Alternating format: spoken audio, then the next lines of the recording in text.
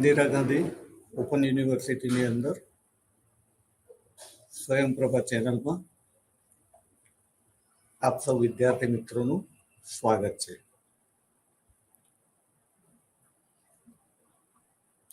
આજે આપણે નાજીવાદ વિશે અધૂરી વાત આગળ કરીશું.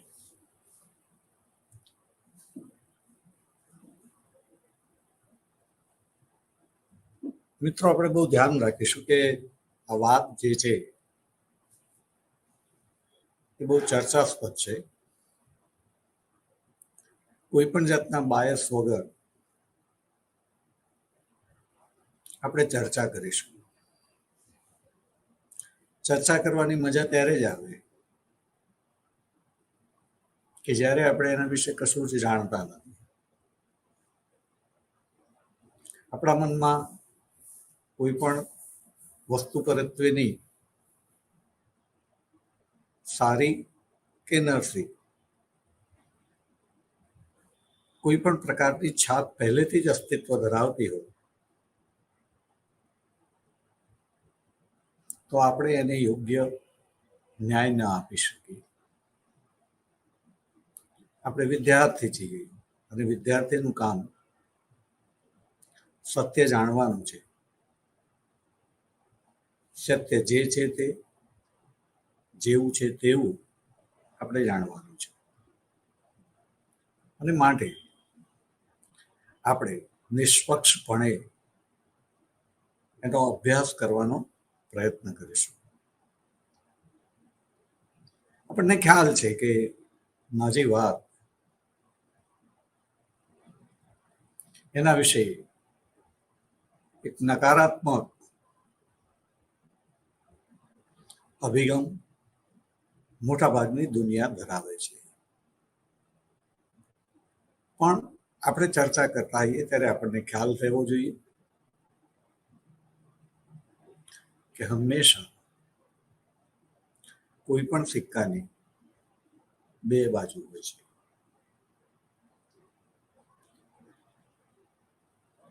કોઈ પણ વસ્તુ સંપૂર્ણ ખરાબ ન હોઈ શકે,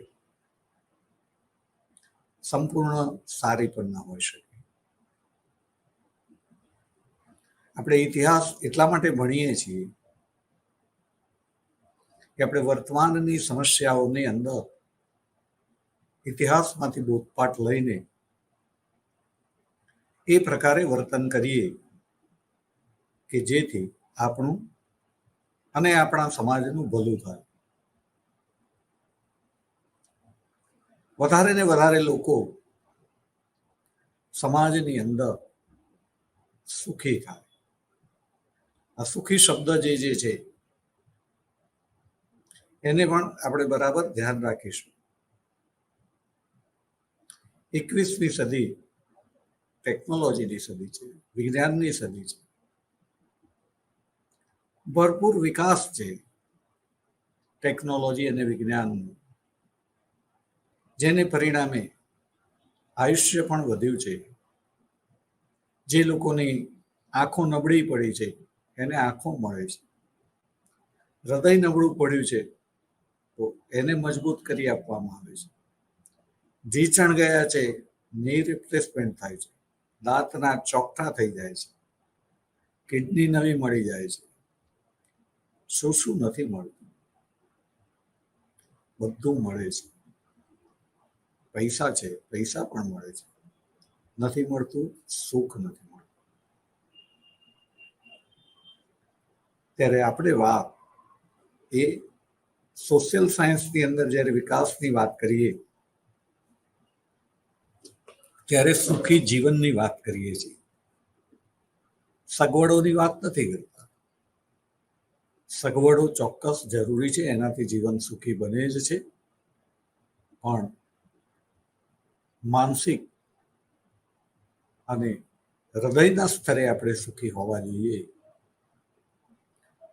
બહુ ઓછા લોકો છે. તો ઇતિહાસ જે છે એની અંદરથી આપણે બોધપાઠ લેવાનો છે. આપણે અને વધારે ને વધારે લોકો જે છે સુખી થાય. ઇતિહાસ જે કોઈ સમજે છે, જેટલો વધારે સારી રીતે સમજે છે, એનું દુઃખ એટલું ઓછું હોય એવું આપણે કહી શકીએ. અને આ સંદર્ભની અંદર આપણે નજીવા એ બહુ જ ચર્ચાસ્પદ રહ્યો હોવાને કારણે બીજા કોઈ પણ વાત કરતા આપણે એની ચર્ચા પણ વધારે કરીશું. જુદા જુદા લોકો, વિદ્વાનો અનેક અભિપ્રાયો ધરાવે છે. એ અનેક અભિપ્રાયોની આપણે વાત કરીશું, તો જ નાજીવાદને ન્યાય અપાશે. સંપૂર્ણ ન્યાય તો નહીં જવાય. આપણાથી ક્યાંક એ હોય એના કરતાં વધારે એના વખાણ થઈ જાય, કે ક્યાંક એની ખામી હોય એના કરતાં વધારે આપણે એને વધારે ખામીયુક્ત પણ દર્શાવી બની શકે છે. મારી જે કંઈક ભૂલ હોય, ખામી હોય, તો દરગુજર કરશો. તમે વધારે અભ્યાસ કરીને એને સુધારી લેજો. હિટલર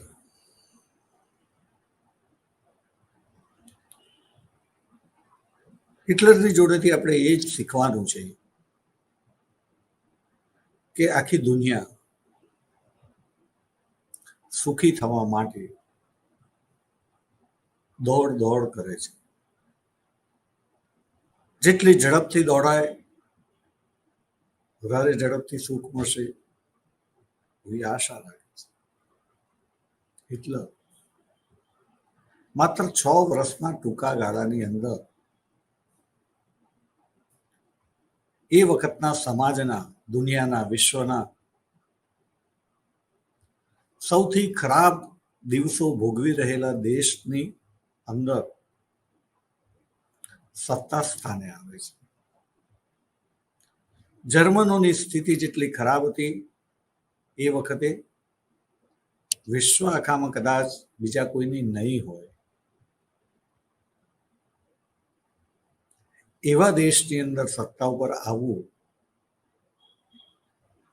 અને માત્ર 6 વર્ષની અંદર ઉત્પાદનના ક્ષેત્રે,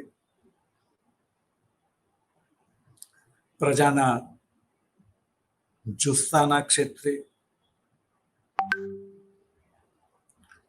વિદેશ નીતિના ક્ષેત્રે, એટલે કે સામ્રાજ્યનો વિકાસ કરવાની દ્રષ્ટિએ,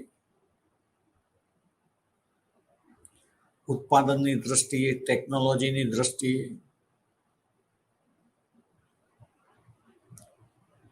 કેટલાક ક્ષેત્રોની અંદર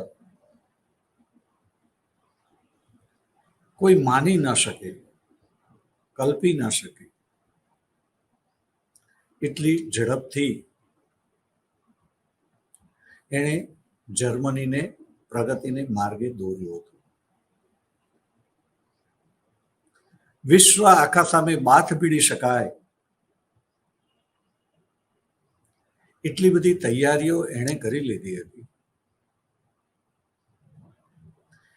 જ્યારે એણે પોલેન્ડ ઉપર આક્રમણ કર્યું, બીજા વિશ્વયુદ્ધની શરૂઆત થઈ, ત્યારે હજી ઘણા દેશોએ, દાખલા તરીકે ખાસ કરીને ઇંગ્લેન્ડ, હજી યુદ્ધની અંદર જોડાવાની ઘોષણા નથી કરી. કારણ એ હિટલરની પોલેન્ડ ઉપર આક્રમણ અગાઉની એની આક્રમક નીતિઓનું પુષ્ટિકરણ કરી રહ્યું હતું. કારણ કે એ લોકોની યુદ્ધ માટેની તૈયારીઓ જે છે એ જર્મની જેટલી ન હતી.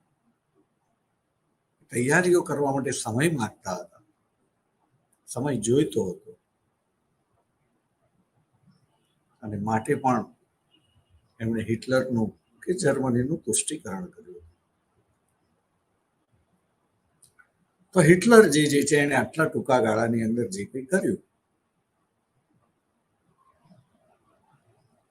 એણે બળજબરીથી કર્યું હતું. પણ જે કોઈ દેશોની સ્થિતિ ખરાબ હોય, શું એની પ્રજા સમજીને, કોઈ એની જોડે બળજબરી ન કરે, પણ સમજીને, પોતાની ફરજ સમજીને શું પોતાના દેશના વિકાસમાં સહભાગી ન બની શકે?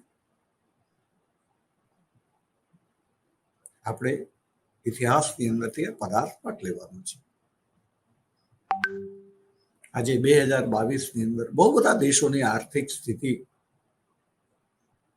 ખૂબ ખરાબ છે. તમને ખબર જ છે કયા દેશોની આર્થિક સ્થિતિ કેટલી ખરાબ છે, એટલે આપણે નામ દેવાની જરૂર નથી. હું કોઈના નામ દેતો નથી અત્યારે, કારણ કે તમને ખબર છે. દેશની પ્રજા જે છે, જો પોતાની ફરજ સમજીને દેશ પ્રત્યે વફાદાર રહે, કામ કરે, તો એ દેશ પણ બહુ ઝડપથી આગળ વધી શકે.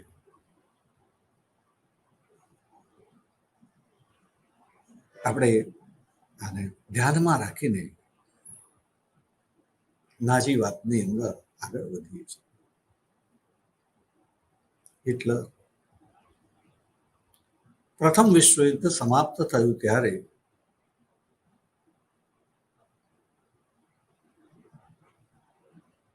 ઘાયલ થયેલો એ સૈનિક જ હતો, જર્મન સૈનિક હતો.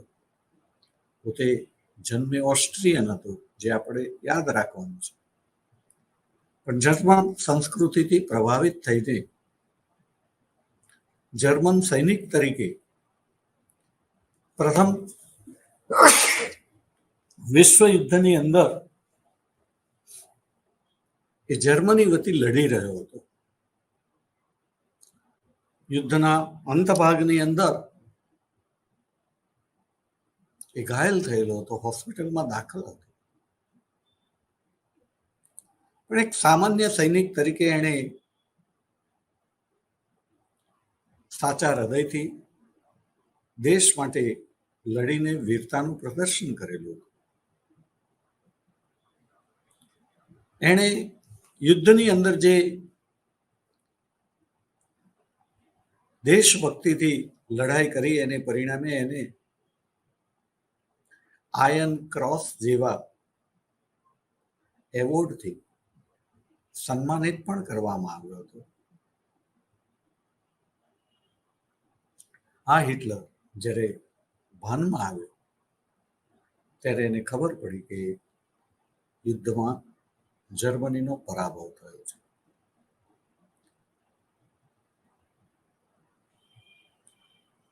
એનું માથું જે છે શ્રમથી ઝૂકી ગયું હતું.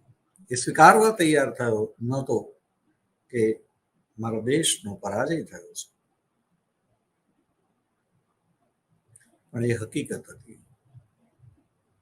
અને એની દ્રષ્ટિએ આ હકીકત માટે ખૂબ જવાબદાર હતું. બાકી જર્મનીનો પરાજય થાય જ કેવી રીતે?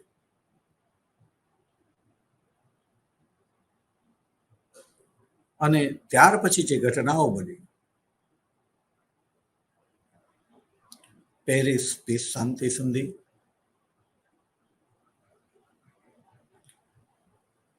પીસ શાંતિ સંધિ નહીં, પેરિસ શાંતિ સંધિ. બે ભાષામાં શાંતિ ને દોહરાવાય નહીં. પીસ એટલે શાંતિ ને શાંતિ એટલે પીસ. પીસ શાંતિ ન કહેવાય, એટલે સોરી. પેરિસ પીસ કોન્ફરન્સની અંદર જર્મની સાથે જે સંધિ કરવામાં આવી, એ વર્સેલ્સની સંધિ,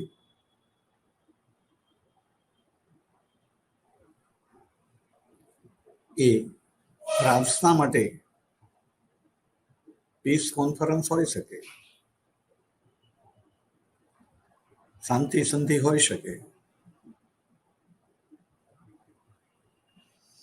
જર્મનીની માટે એ શાંતિ સંધિ ન હતી, કારણ કે એ સંધિની શરતો પર સહી કરતાની સાથે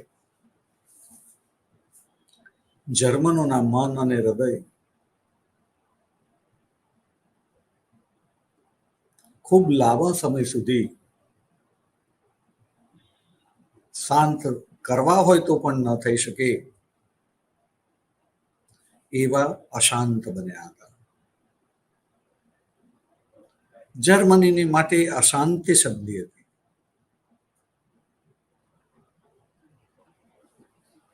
જર્મનીને આ સ્થિતિમાં કેમ આવવું પડ્યું? કોણ અને કયા પરિબળો એને માટે જવાબદાર હતા? હિટલરની દ્રષ્ટિએ જે કંઈ વ્યક્તિઓ કે પરિબળો જર્મનીના પરાભવ માટે જવાબદાર હતા,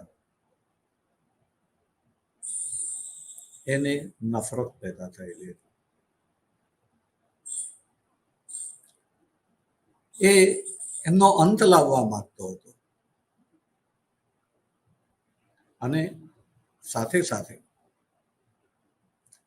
આ સંધિમાંથી એ એવું શીખ્યો હતો, અથવા તો એને સંધિએ એવું શીખવાડ્યું હતું કે તમારો પરાજય થયો છે, માટે વિજેતા રાષ્ટ્રોએ તમારી સાથે આવો અયોગ્ય વ્યવહાર કરેલો છે.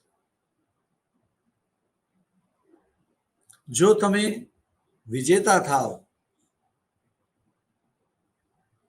તો તમે પણ એવો જ વ્યવહાર કરી શકો છો, પણ એ કરવા માટે તમારે વિજય પ્રાપ્ત કરવાનો છે. અને માટે હિટલર ત્યારે જ નક્કી કરી નાખે છે કે ફરી એક વાર લડવું છે, વિજય મેળવવો છે. પણ લડવું કેવી રીતે? તો એ પોતાના જેવા જ અસંતુષ્ટ યુવાનો જે છે એને ભેગા કરે છે, એમનો એક પક્ષ બનાવે છે. આ પક્ષ એને બનાવ્યો પહેલા ઓલરેડી હતો, જર્મન વર્કર્સ પાર્ટી. પાછળથી એનું નામ જે છે બદલાય છે.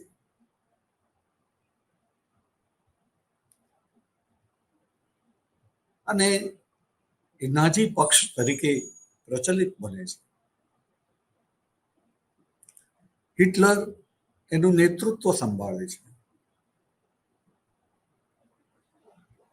પરંતુ હિટલરને જેલમાં જવું પડે છે. જર્મનીની અંદર સત્તા પરિવર્તન કરવાનો નિષ્ફળ પ્રયાસ કરવામાં આવ્યો, એને જેલમાં જવું પડ્યું. જેલની અંદર એણે પુસ્તક લખ્યું. બધા જ લોકોને ખબર છે એના પુસ્તકનું નામ.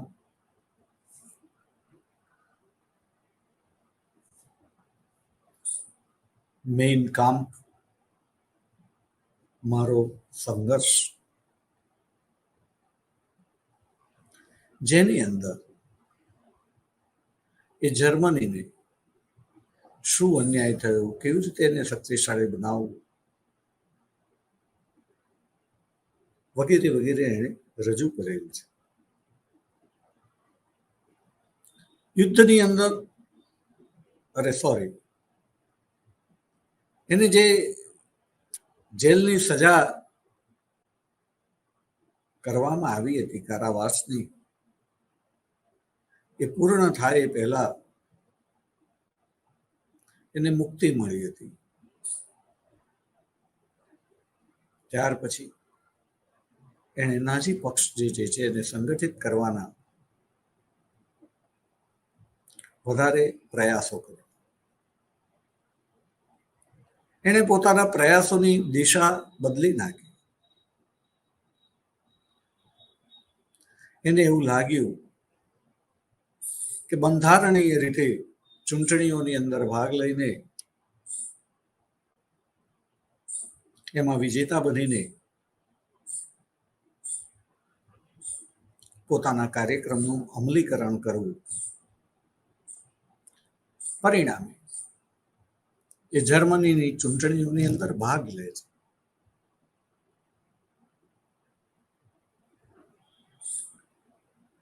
એને જાજી સફળતા નથી મળતી, પણ એ હાર નથી સ્વીકારતો. પોતાના કાર્યમાં રહેલી ખામીઓને દૂર કરીને નવી ચૂંટણીઓમાં નવેસરથી ઝંપલાવે છે અને એમ કરતા એને 1932ની ચૂંટણીઓની અંદર સૌથી વધારે મત એના પક્ષને મળે, સૌથી વધારે મત એના પક્ષને મળે. 2/3 બહુમતી, સ્પષ્ટ બહુમતી નથી મળી, એટલે એને સરકાર બનાવવા માટે અન્ય પક્ષની મદદ લેવી પડે છે. ત્યાર પછી જર્મનીની અંદર એ વખતના રાષ્ટ્રપતિ હિન્ડેનબર્ગનું અવસાન થતા રાષ્ટ્રપતિની ચૂંટણી કરવાની આવે છે. ત્યારે એની અંદર પણ એ ઝંપલાવીને પોતે રાષ્ટ્રપતિ બની જાય છે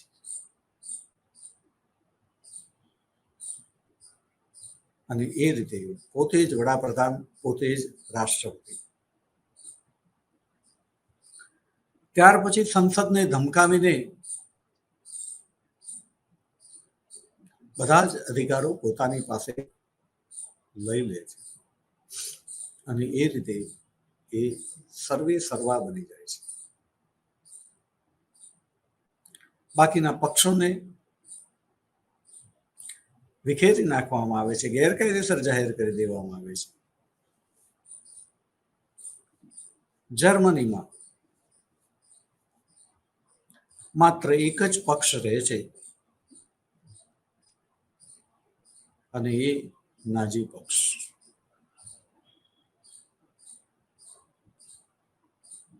તેત્રીસની અંદર એ સત્તા ઉપર આવ્યો, શરૂઆતમાં 33ની શરૂઆતમાં, પ્રારંભમાં,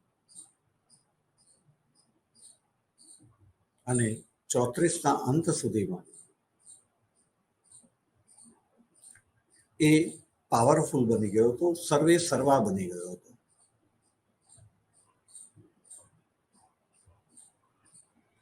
ચોત્રીસથી 39, 6 પણ નહીં, 5 જ વર્ષ એણે જર્મનીની જે તાકાત હતી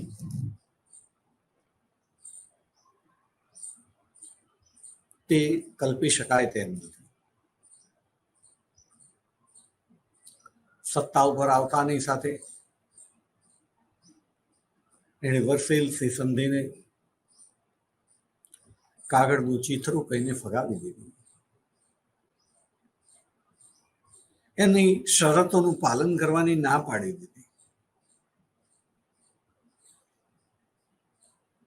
યુદ્ધ દંડ, યુદ્ધ દેવું, યુદ્ધ વળતર જે પોતે ચૂકવવાની ના પાડી દીધી.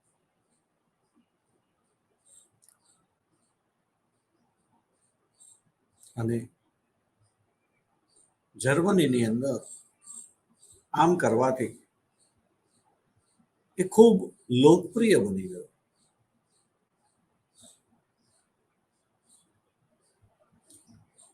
ત્યાર પછી એણે જર્મનીની અંદર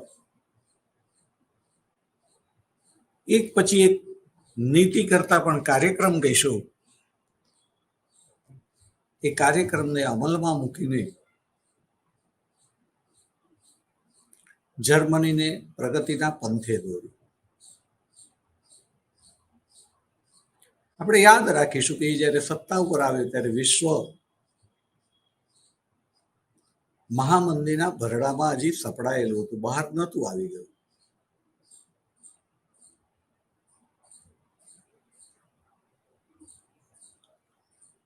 જર્મનીને તો સૌથી વધારે ખરાબ પરિસ્થિતિમાંથી મહામંદીને કારણે ગુજરવું પડ્યું. હિટલર એણે આ પરિસ્થિતિમાં કામ કર્યું હતું, એ આપણે ભૂલવું ન જોઈએ.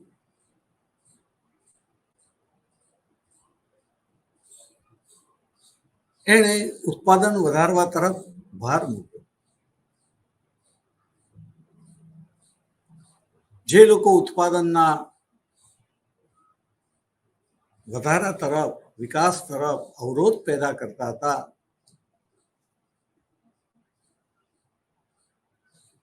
એવા તમામને એણે દૂર કર્યા, જરૂર પડી તો ખતમ કરી દીધા.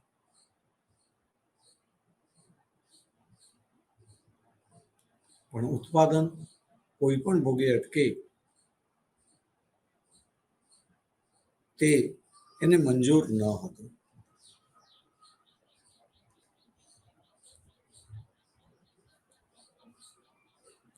એણે હડતાલ પાડવા ઉપર પ્રતિબંધ ફરમાવી દીધો હતો.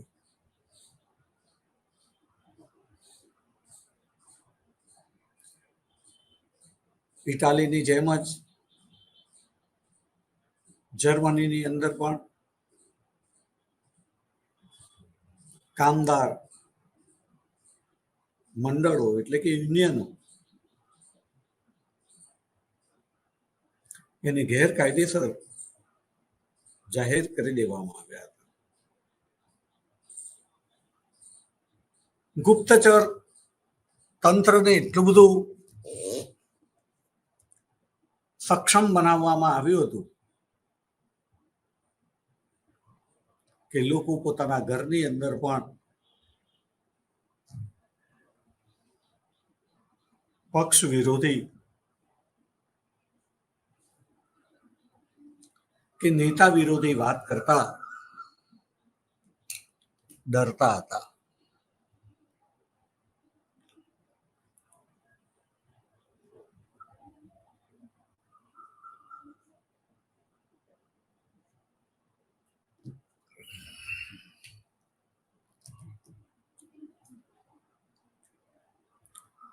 જર્મનીમાં એવું કહેવાય કે દિવાલોને પણ કાન હોય છે.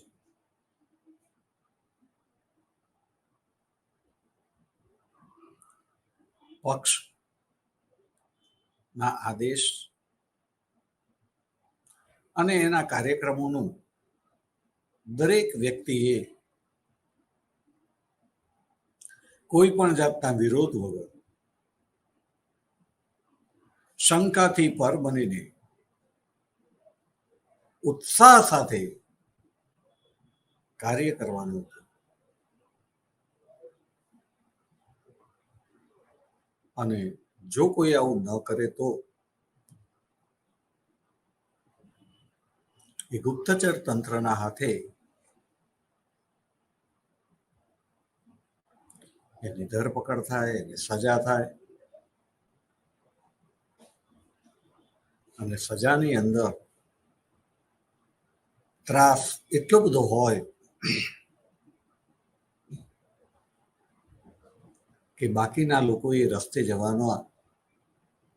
જવાના વિચાર માત્રથી થથરી જાય, કાપી જાય.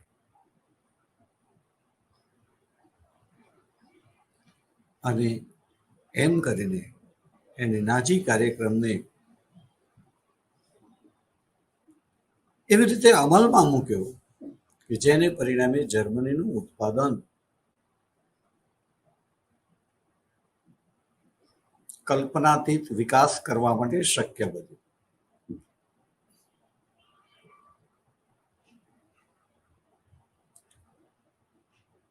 જર્મનીની આ સમગ્ર કામગીરીની અંદર એના મહત્વના સાથીદારોને પણ આપણે યાદ કરવા જોઈએ.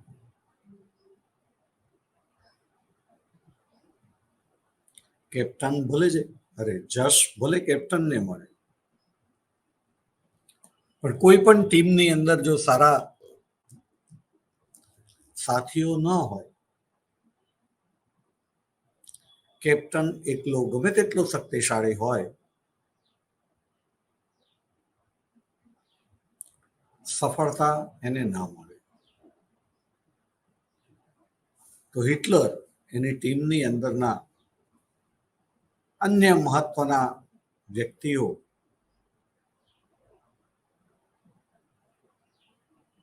એમને પણ આપણે યાદ કરવા રહ્યા. એમાંના ચુનંદાઓને આપણે યાદ કરીએ તો હર્મન હેસ, ગોરિંગ, રાજનબર્ગ, ગોબેલ્સ બહુ મહત્વના અને મુખ્ય હતા, જેમણે હિટલરની નીતિને, એના કાર્યક્રમને પ્રજા સુધી પહોંચાડ્યા, સફળ બનાવ્યા. જે એમના અનુયાયી હતા,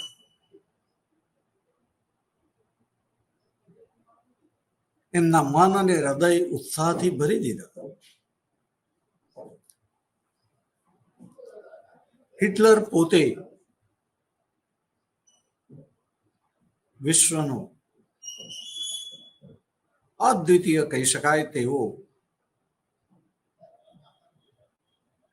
શબ્દો ઉપર તાકાત પકડ ધરાવતો વ્યક્તિ હતો. એના વ્યક્તિત્વનું એ જમા પાસું હતું કે એ એક શ્રેષ્ઠ વક્તા હતો.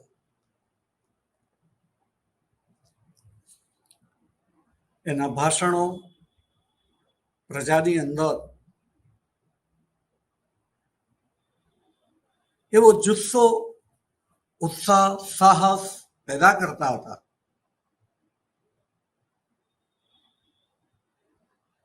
કે જેને પરિણામે એક સામાન્ય જર્મન પણ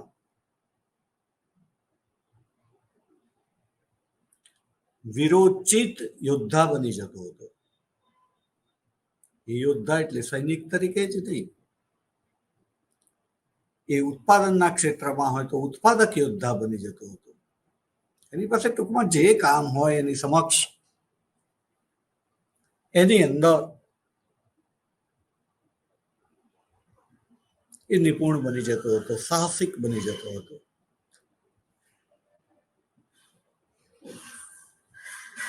દેશ માટે મરી મીટવાની, મરી પીટવાની, કુરબાન થઈ જવાની તમન્ના જે છે એ દેશવાસીઓમાં પેદા કરવામાં હિટલર એ બીજા કોઈ પણ વિશ્વના નેતાઓની તુલનાની અંદર અદ્વિતીય સ્થાન ધરાવે છે. આ ઉપરાંત રાજનબર્ગ, ગોબેલ્સ, હર્મન હેસ વગેરે પણ એવા હતા.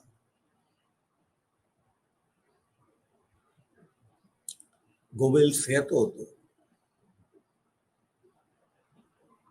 જેટલું મોટું જૂઠ એટલું વધારે ને વધારે એને રિપીટ કરો, મોટેથી બોલો. જૂઠ સત્ય થઈ જાય છે. એક સત્યને એક અસત્યને 100 વાર ઉચ્ચારવામાં આવે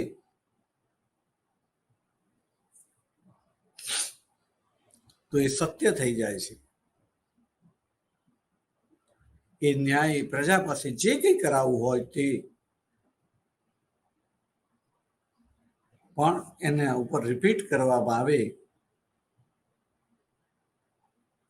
તો પ્રજા અસત્યને સત્ય માનીને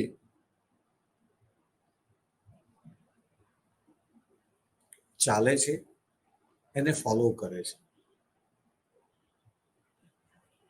અને માટે ગોબેલ્સ, હિટલરનો પ્રચાર મંત્રી, નાજીવાદના વિકાસની અંદર એનું અદ્વિતીય સ્થાન છે.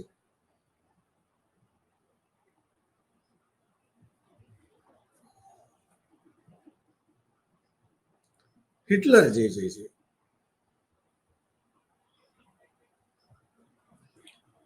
એણે પોતે સમાજવાદી વિચારસરણીનો સ્વીકાર કર્યો હતો અને એને અમલમાં મૂકી હતી. સમાજવાદ છે, પણ આ સમાજવાદ અન્ય સમાજવાદોથી જુદો પડે છે. અહીંયા થોડીક સ્પષ્ટતા થઈ જવી જોઈએ કે સમાજવાદ એટલે શું.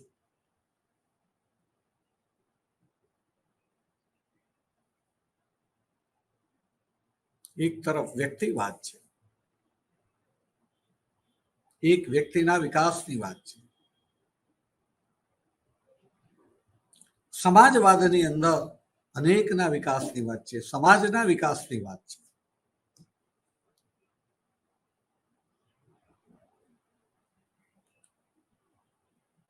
ત્યારે આ સમાજ એટલે શું એની ક્લેરિટી આપણી સમક્ષ હોવી જોઈએ.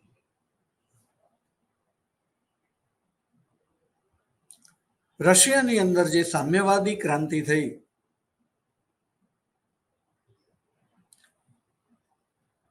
એ સમાજવાદનો જ એક ભાગ હતી.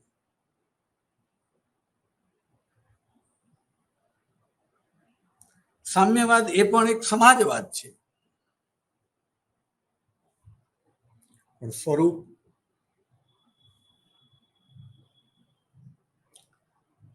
સમાજવાદનું જે સ્વરૂપ રશિયાની અંદર સામ્યવાદ તરીકે વિકાસ પામ્યું,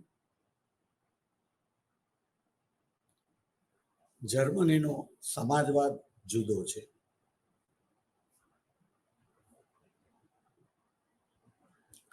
રશિયાની અંદર ઉત્પાદન અને વિતરણના સાધનોની માલિકી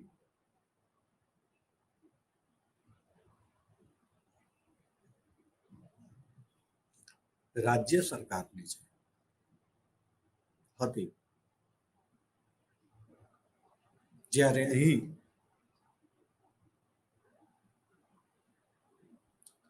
રાજ્ય સરકાર પાસે માલિકી નથી. માલિકી ખાનગી છે, વ્યક્તિગત અથવા તો સંસ્થાકીય છે.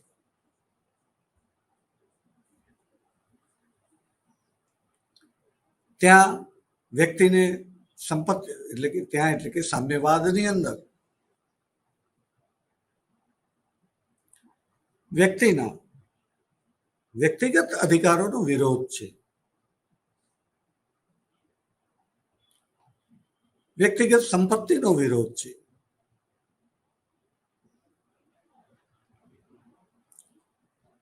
જ્યારે નાજીવાદની અંદર વ્યક્તિગત અને સંસ્થાકીય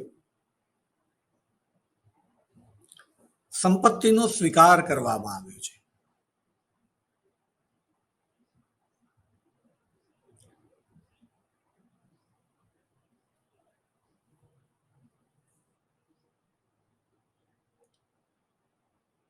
સમાજવાદ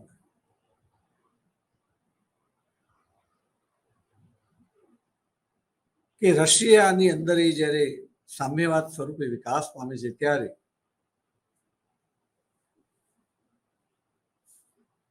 સામૂહિક ઉત્પાદન, સામૂહિક માલિકી એના ઉપર જોર આપવામાં આવ્યું હતું. અહીંયા સામૂહિક માલિકીપણાના ભાવને સ્વીકારવામાં આવ્યો નથી. હા, વ્યક્તિએ પોતાના માટે નહીં રાષ્ટ્રના વિકાસ માટે કામ કરવાનું છે.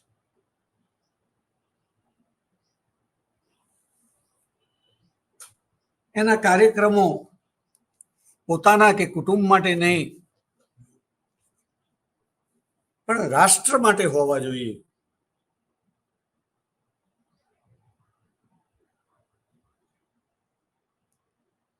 તે પ્રધાન અવસ્થામાં હોવા જોઈએ એવી આશા વ્યક્ત કરવામાં આવેલી, અપેક્ષા હતી.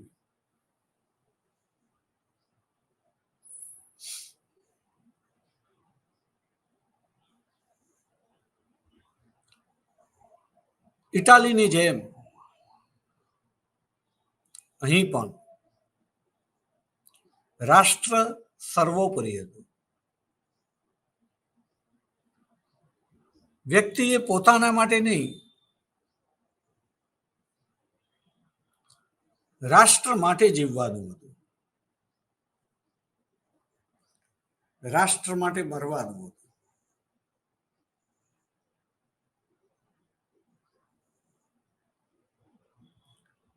ત્યારે મિત્રો, સમાજવાદ છે. સમાજવાદની અંદર એના સ્વરૂપોની અંદર ફેરફાર છે.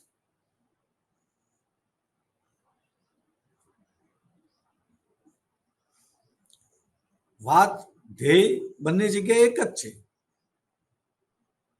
સમાજના વિકાસ.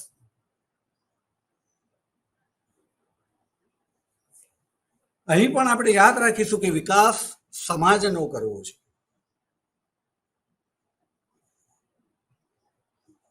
અને જ્યારે સમાજનો વિકાસ કરવા માટે કોઈ આગળ આવ્યું હોય,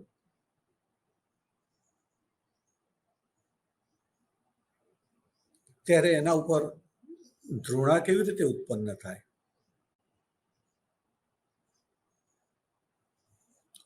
ઇતિહાસ એને કે એની નીતિઓને કઈ રીતે અયોગ્ય સાબિત કરે?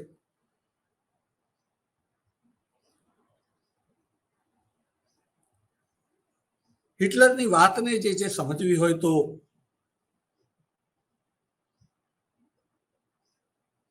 એક શ્રેષ્ઠ સમાજનું નિર્માણ કરવા માંગતો હતો.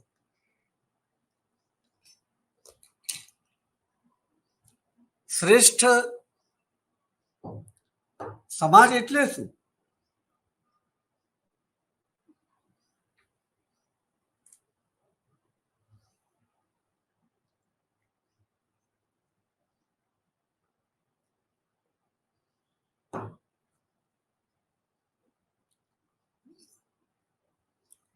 તો આપણે યાદ રાખીશું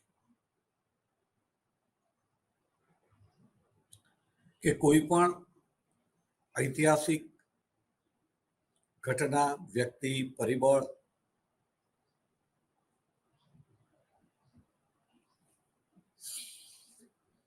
એનું આપણે જ્યારે મૂલ્યાંકન કરીએ ત્યારે સ્થળ કાળના સંદર્ભમાં આપણે કરીશું. આપણા સમયના સ્થળ કાળના સંદર્ભમાં નહીં, આપણી આજની સમજના સંદર્ભમાં નહીં. આજે આપણે ઘણું બધું જુદી રીતે વિચારતા હોઈએ, પણ જો આપણે એ સમયમાં અને એ સમાજમાં જીવતા હોઈએ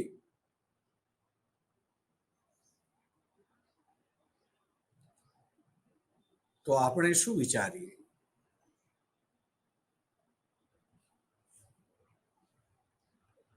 એ લોકોએ શું વિચાર્યું?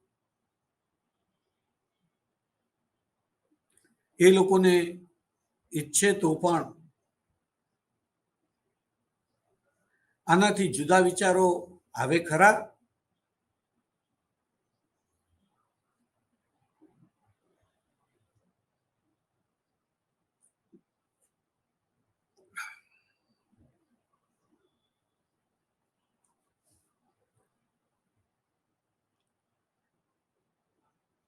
એ તરફ આપણે ધ્યાન રાખવું જોઈએ. આપણે જોઈએ કે એ સમય વિજ્ઞાન અને ટેકનોલોજીનો યુગ હતો અને સમાજને શ્રેષ્ઠ બનાવવા, વ્યક્તિના જીવનને શ્રેષ્ઠ બનાવવા વિજ્ઞાન અને ટેકનોલોજીનો મહત્તમ ઉપયોગ કરવામાં આવતો હતો. ઉત્પાદન કઈ રીતે મહત્તમ થાય અને સાથે સાથે એ શ્રેષ્ઠ નહીં પરંતુ શ્રેષ્ઠતમ થાય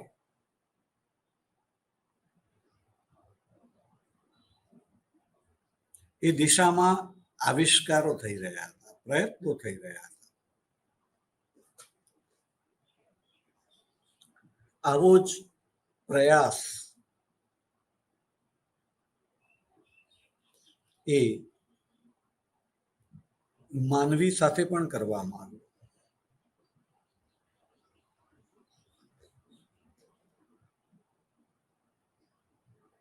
શ્રેષ્ઠ વસ્તુનું ઉત્પાદન થાય તો શું શ્રેષ્ઠ માનવીનું ઉત્પાદન ન થાય?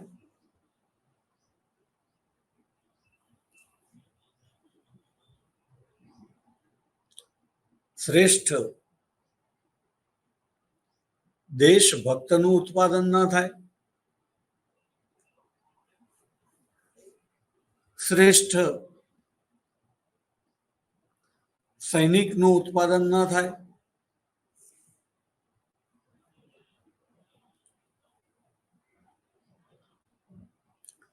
શ્રેષ્ઠ નાગરિકનું ઉત્પાદન ન થાય?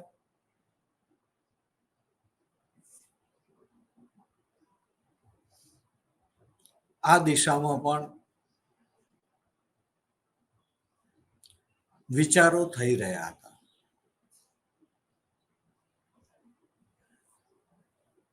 અને એની અંદર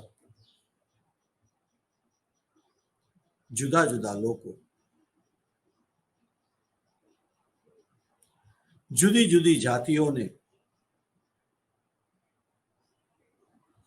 ચડતી ઉતરતી ગણતા હતા.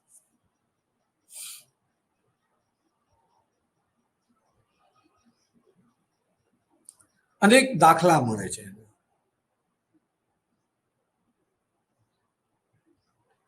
કોઈક ભડભડિયું હોય, એને જે ફિલિંગ્સ આવે તે વ્યક્ત કરી દે, એના મનમાં જે વિચારો આવે તે બોલી દે.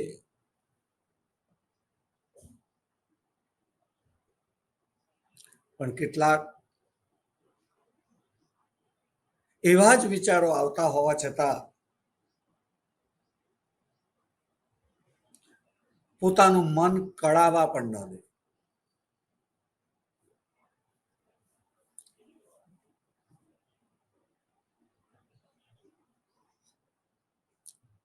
પોતે ચૂપ રહે, એ બાબતે કઈ જ ન બોલે. અને બોલે તો પણ વિપરીત બોલે.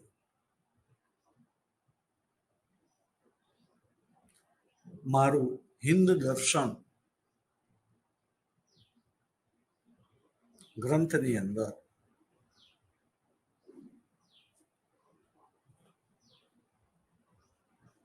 જવાહરલાલે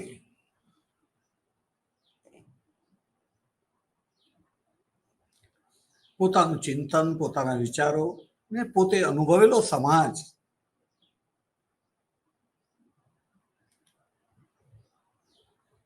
એનું ચિત્ર આલેખવાનો પ્રયત્ન કર્યો છે.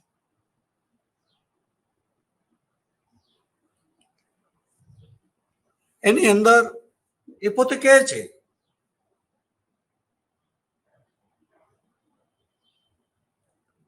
કે અંગ્રેજો હજારો લોકોને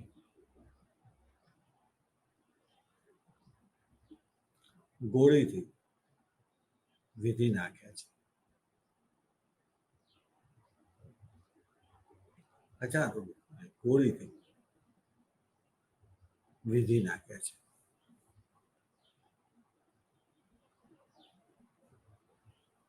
ક્યાં છે તમારી પાસે એની માહિતી? ક્યાં છે વિદ્યાર્થીઓને એનું જ્ઞાન?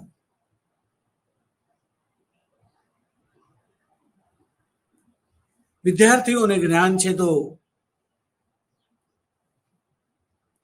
એવું જ્ઞાન છે કે વિલિયમ બેન્ટિક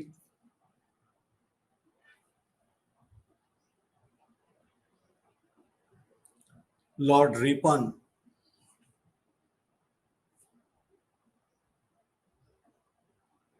જેવા ગવર્નર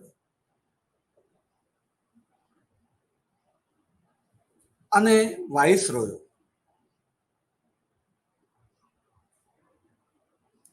ખૂબ ઉદાર હતા.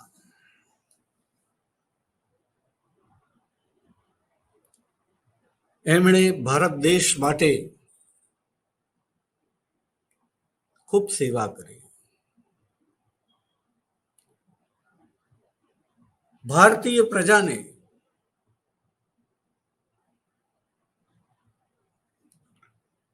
લોકશાહીના પાઠ ભણાવ્યા.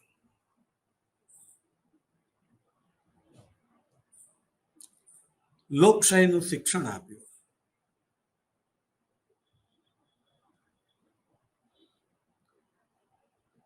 પ્રજાનો ખૂબ ન્યાય કર્યો. ટૂંકમાં કહીએ તો આ બંનેના સમયકાળની અંદર ભારતીય પ્રજાનું કલ્યાણ થયું.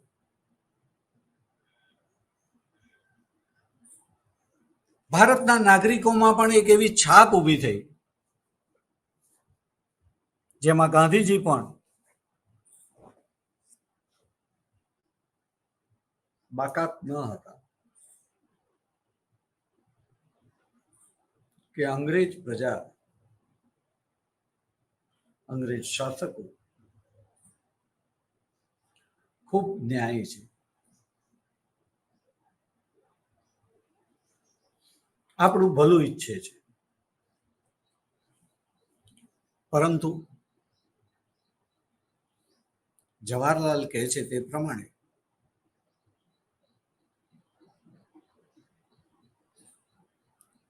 જો એ આ દેશને પોતાનો માનતા હોય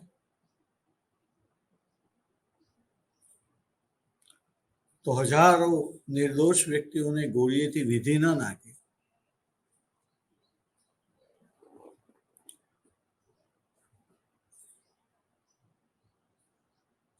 ઘણી બધી જગ્યાએ એમણે દર્શાવેલું છે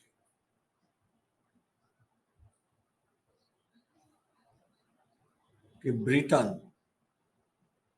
બ્રિટિશ શાસકો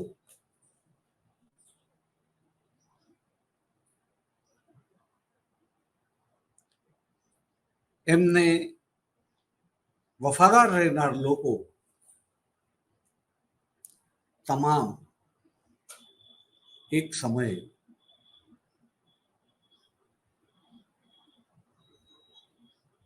નાજીવાદનું સમર્થન કરતા હતા. હિટલરનું સમર્થન કરતા હતા. મુસોલિનીનું પણ સમર્થન કરતા હતા.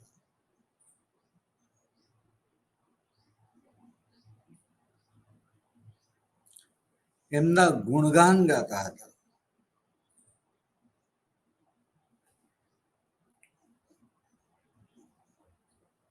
એ જ લોકો પાછળથી નાજીવાદનો, ફાસીવાદનો ખૂબ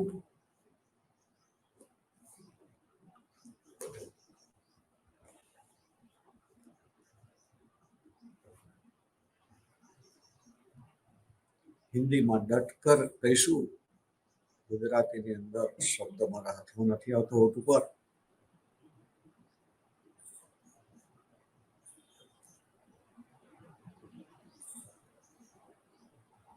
ખૂબ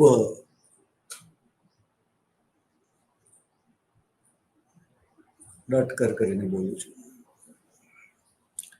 હિન્દીમાં બોલી જાઉં છું. डटकर मुकाबला कर रहे थे.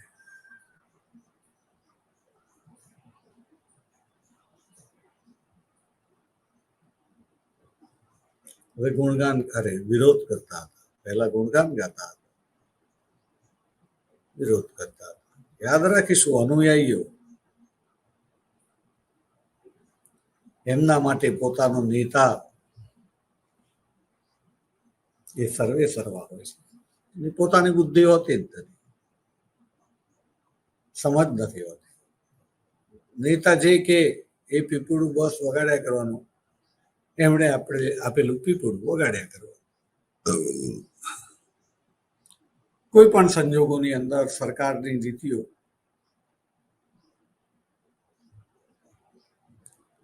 એને યોગ્ય ઠેરવવાની.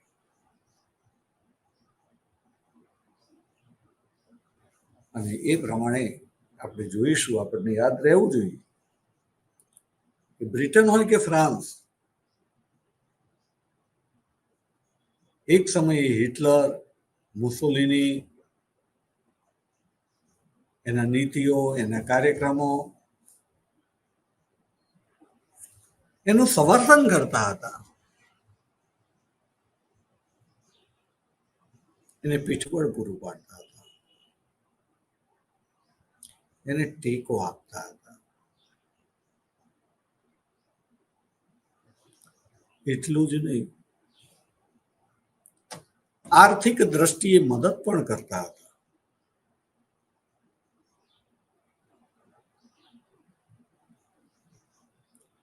હિટલરને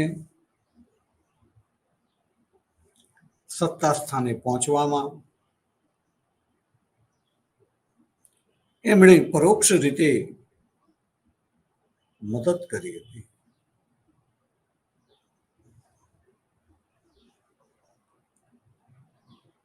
જ્યારે એમના અનુયાયીઓ એના ગુણગાન ગાતા થાકતા ના,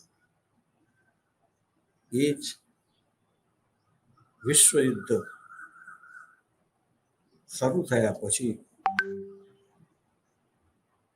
અને ત્યાર પછી સતત અને હિટલરનો અંત આવ્યો. એને અને એની પત્ની ઈવા બ્રાઉન આપઘાત કરવાની ફરજ પડી. ત્યાં સુધી અને ત્યારબાદ પણ હિટલર ખૂબ જ વિરોધ કરે છે.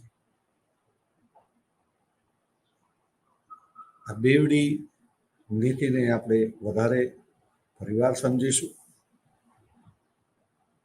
આજે સમય થયો હોવાથી આપણે અહીંયા અટકીશું. જય હિન્દ, જય ભારત, ભારત માતા કી જય. વસુધૈવ કુટુંબકમ, કર ભલા, હોગા ભલા. વિશ્વનું કલ્યાણ થાય તેવી નીતિ આપણે સાચા અર્થમાં અખત્યાર કરીશું.